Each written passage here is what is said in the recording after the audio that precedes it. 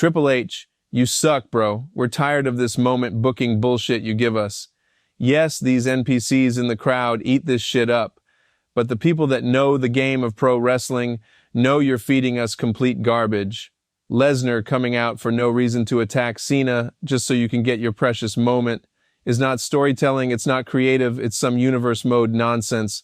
And we demand better, you big nose hack. Why are we constantly being subjected to main event programs with Stardust as the world champion? Are you seriously about to run this finish my story angle again? I didn't even start the book, let alone finish the story. The fans were chanting Killer Cross's name directly at you, but you ignored it because he's not in your kiss-ass club of jobbers you love to push and force on us. The fans were booing Cody, yet he's rewarded with another soon-to-be boring-ass title run. And can the IWC influencers please stop calling this guy the future face of the company? This motherfucker is almost 40, bro. It's so obvious Norseman has some type of vendetta or pettiness against Cena and Punk. Neither one of those two old fuckers were allowed to win the Rumble, despite fans wanting. Instead, we get chubby-ass JUSO, so much for your trip to the White House for fitness.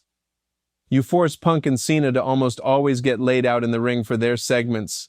But when the Saudi needed an actual main event to give a fuck about, you threw some blood money at both of them, proving that guys like Rollins and Cody are not on their level in any way.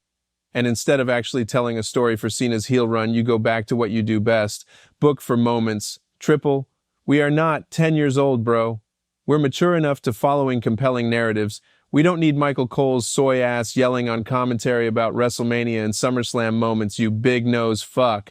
The reason I'm going so hard on this fraud about storytelling is because WWE programming has been completely devoid of that since he took over.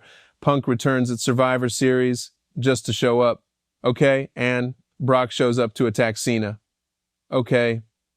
Why? You see what I'm saying here?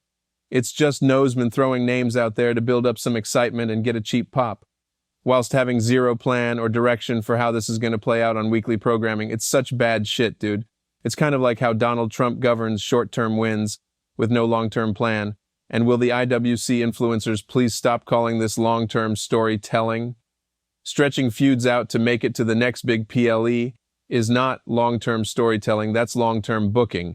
Like it still hasn't been explained why Cena abruptly turned face 2 nights before his match at SummerSlam. The last time we saw him on SmackDown, he was getting a 1-star frog splash from Dusty's son. I guess the pebble fell out of his shoe like Ed from Ed, Ed, and Eddie. Now he's happy now. OGs will get that. But like I was saying, no setup or nothing. Shit just happens with no build and no follow-up. It's almost like Triple H just simulates to the next event he has to pretend to care about. Let's go back to CM Punk. It's more than obvious now that Triple H is trapping Punk in this almost never-ending feud with Rollins to punish him.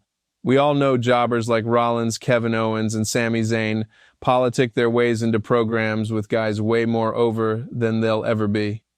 And Punk can't seem to get away from this guy. I believe he's being booked into this blood feud to keep Rollins busy and up on the card.